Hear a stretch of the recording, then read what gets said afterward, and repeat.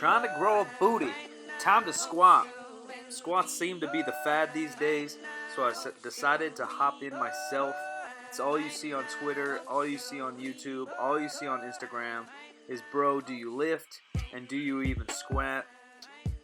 I guess maybe that's just because squatting now defines that you're serious about lifting. A couple years ago, everybody lifted but nobody squatted, and now if you don't squat, you don't even lift. So I'm just going to squat every single day, just so you guys think that I'm a fucking lifter. I'm kind of just kidding, but I do love squatting. Here's my boy Marcus, lifting raw, just a belt and a singlet. He worked up to a heavy single today before he gets into wraps, getting ready for his meet. I'm just trying to build up that work capacity and volume I had before a little bit of traveling. So I did 3 sets of 5 with about 455 pounds. I first did 405 for 5. This is 435 for 5, and then I did 3 sets of 5. Working out of the Rogue Mono, all by myself, all by my lonesome. My boy, Big Rig, Bob Evans, Fat Dan, who also hit a great squat PR today. Give me the back spot. Just a little confidence that I don't break my beautiful face, that I don't kill the moneymaker. First easy 5. Things were actually feeling pretty heavy this day just because, like I said, I had about a couple weeks off. Felt a little sick. The Olympia, everything kind of gathered up. So I was just getting back into the scheme of things. I deadlifted a bunch of reps earlier in that week. Just feeling beat up. Here's Marcus with about 465 pounds. Just blowing it up. I think he ended with about 650 or so. Raw, no sleeves, no wraps.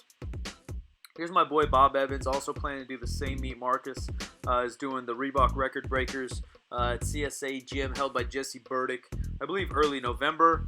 His big goal is to squat 700, so I've been helping him with his form a little bit. Sometimes he gets those knees caving in. And basically, we're just trying to work on that, his knee tracking. Right now, he's grabbing the floor a little bit better. Those knees are looking a lot better. Obviously, this is easy weight for him, 500 for an easy double before he gets into his wraps. His goal today was to hit a PR triple, and I believe he achieved that. ... We shall see. Here's my first set with about 455 pounds.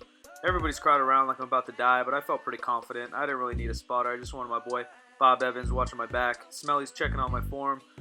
It's great to have someone like Mark so knowledgeable in the gym, but it's kind of what the team is about.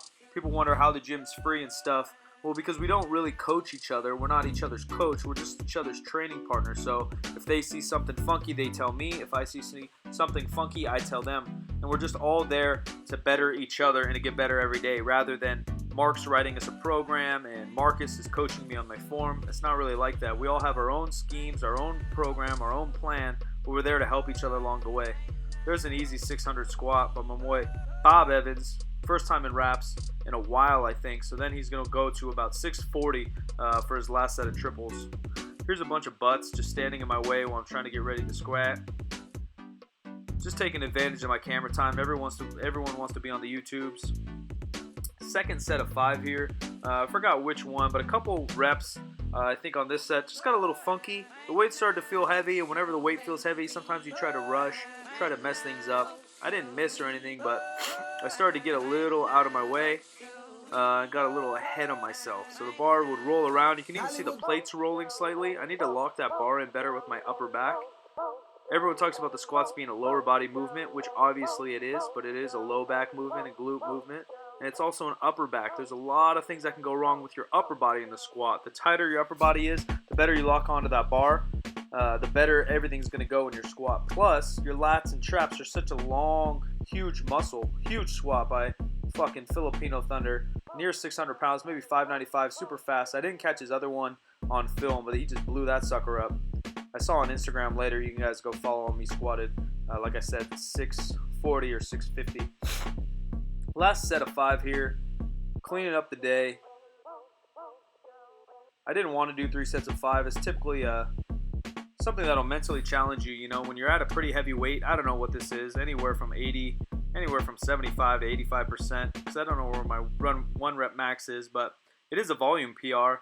I've done 455 for sets of 5, maybe even a set of 10 one time a couple weeks ago, but did it for 3 sets of 5, 15 clean-ish reps. That one was a little ugly, but clean-ish is very important. reps is a good PR for me. So just gaining more volume. I'll do the same thing next week, a little bit lighter weight, maybe sets of 6 to 10, so I don't kill myself. I think we got one more big squat. Oh, Marcus was yelling at me because I kept breathing into my chest. I got scared, so I tightened my belt extra tight, and I couldn't breathe into my lower gut like you should. So Marcus was saying my chest was rising. That's probably why I got a little unbalanced on that thing. Here's the last big set by my boy, Big Rig, Bob Evans, Storm Cloud, Fat Dan. He's got a million different names. This is a really, really clean set. I'm glad the way he's lifting nowadays. Sometimes he would push himself too hard. Going for a PR here and there is fine, but not if you compromise your form all the time for it. Obviously, meat comes, form's going to go out the door here and there on third attempts, but we need clean reps just like this in the gym. Sets of 3, sets of 5, sets of 6, sets of 12.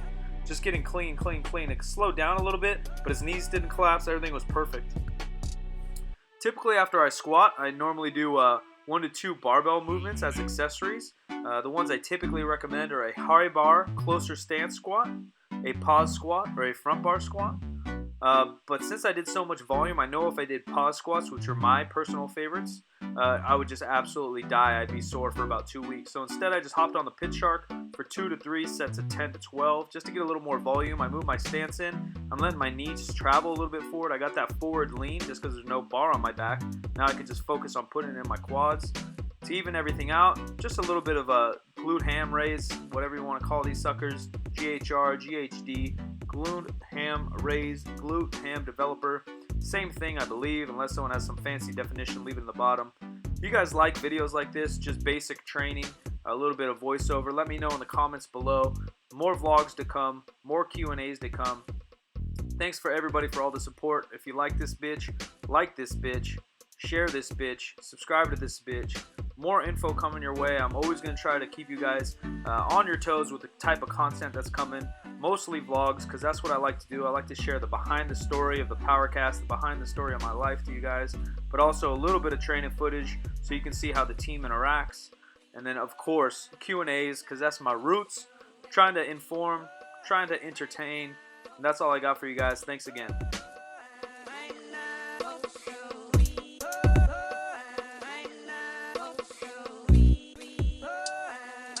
Let's go!